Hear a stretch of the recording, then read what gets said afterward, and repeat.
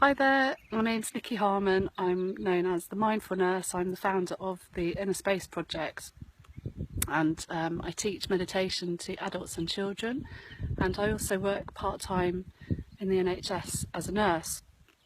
And I'm just out enjoying, look at this lovely view, it's just amazing. Look at that. I mean, it's just perfect. Having a lovely run in the middle of nowhere on this bank holiday Monday, and just enjoying getting some exercise and listening to music and listening to all the noises, beautiful wildlife around me. It's just been fantastic. Very mindful, very restful, very relaxing, and energising at the same time. I just wanted to quickly talk a little bit about what I wrote about yesterday on my blog on innerorange.blogspot.com, where I talked about how important it is that we really tune into children's mental health needs, and it's a bit of a perfect storm brewing at the moment, I feel, just in terms of the rising numbers of children with mental health problems. So a big study that was done looking at comprehensive data going back to around 2004 showed that 1 in 10 children have a diagnosed mental illness, whether that's anxiety, stress, depression, psychosis, sort of suicidal thoughts, or self-harm, anorexia, other eating disorders, those kind of things.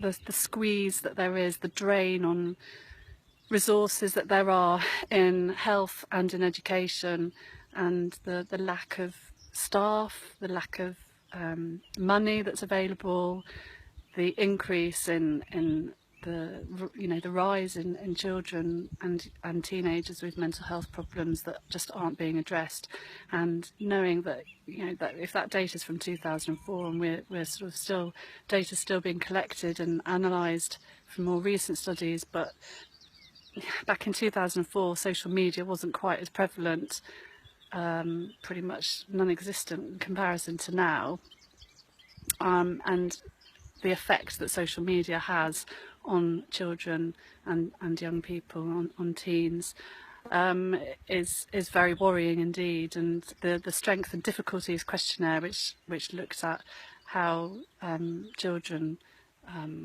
feel they're coping in various aspects of their lives, was very high, with children who spend more than 3 hours on social media every night on a school night. Again, really worrying with the bullying and issues that go on with that. And the research also showed that children who were being affected by bullying, and girls who quarrelled with their mothers more than once a week, were 3 times more likely to have a higher Strength and Difficulties questionnaire result as well. And yet there's just not enough being done to help these children. And as a nurse, I see a lot of this in playing out in the area I work, and seeing children and young people coming in frequently who've been self-harming, whether that's whatever methods they use, they are self-harming. They're suffering with anxiety and depression, they're attempting suicide, they're getting stressed through the pressures of their work at school, home life may be suffering. You look at it, there's all these things that you can piece together. So there's the pressure on schools to perform well with Ofsted and getting into the higher ends of the league tables. The schools are pushing their students hard because they need to get good results to be able to attract the children to come to their school, to be able to get the funding. The teachers are stressed and finding it really difficult to manage their workload. Teachers are working 70, 80-hour weeks, some of them, and really doing the best they can under very difficult circumstances to teach their children, to give them the education they so deserve, but the children are feeling the effects of that stress as well, and the way in which budgets and the finances are being cut and pared right back. You know, austerity measures in education is very worrying, and so that's going to increase the stress and strain both on teachers and students.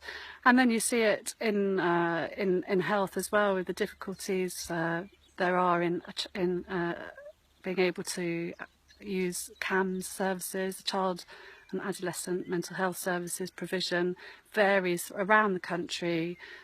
The social workers that are overstretched, anyone who works in child mental health is and paediatrics in general is finding it really difficult, with shortages of beds, shortages of mental health beds around the unit, specialised adolescent units around the country.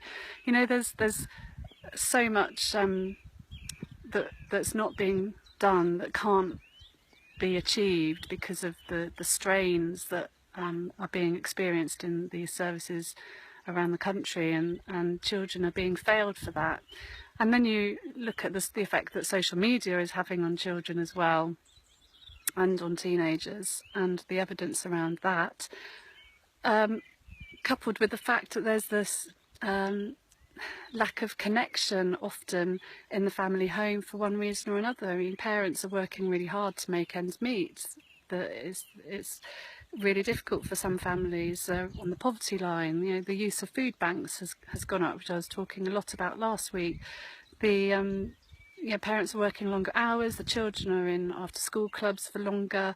They don't have that family life. There's a lack of connection between parents and children, and just that home, secure, loving connection that is so needed in order to identify earlier any problems that are coming up, to give the child a chance to speak to their parents about what might be happening in school or what they're worried about. You know, those kind of things are risk not being addressed and leading to further problems. And it's just creating this perfect storm where I don't know what's going to happen. I don't know how it's going to pan out, but I really believe that we need to act now, because these children are going to grow up and go out into the world with all these anxieties and stresses and the weight of the world on their shoulders before they've even started in some cases, and they're going to find it really difficult. And I just feel as an adult, as a parent, as a meditation teacher and as a nurse, I feel very, very strongly that I have a role to play in trying to help these children, my own children, my friends' children, you know, keeping an eye out and supporting my friends and their kids growing up. And as a meditation teacher, knowing the work that I do really helps. And as a connected kids tutor and trainer, I go and work in schools, and I see lots of kids in the school setting, and do a lot of work with stress and anxiety, because that seems to be what most of the children I see are experiencing.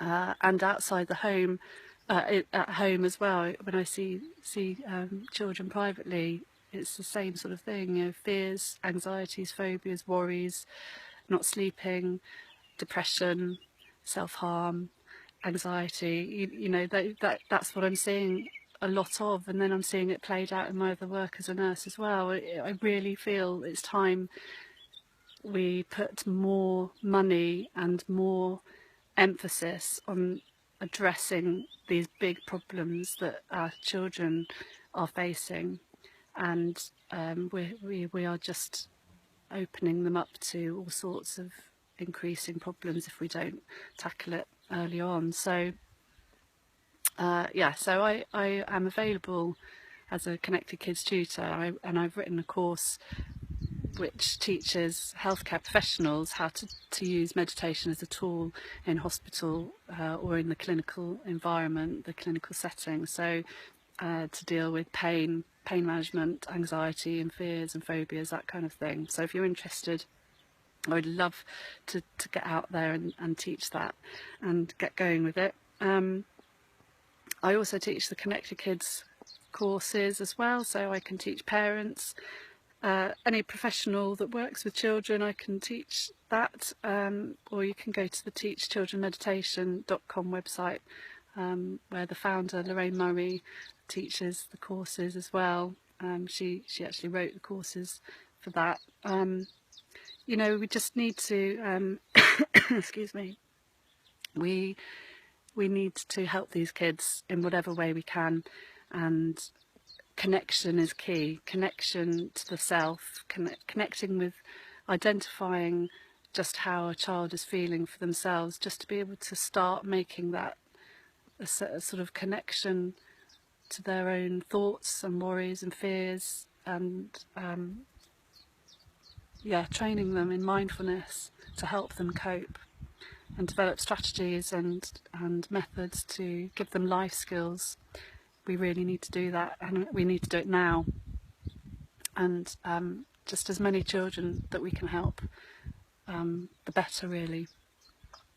So yeah, those are my thoughts, and I'll leave it there for now. But do get in touch with me at innerspaceproject.com if you'd like to discuss it more with me, or I'm on Twitter as @themindfulnurse, or on Facebook as facebook.com/innerspaceproject, and I'd be really happy to hear from anyone and discuss any of the things I've raised today and hear your ideas as well. Let's put our heads together and work this out. How can we do this? How can we help children and teenagers have better mental health care provision and be able to cope with any fears and worries and concerns, etc. Anyway, I'm going to carry on with my run now because I'm going to start seizing up in a minute.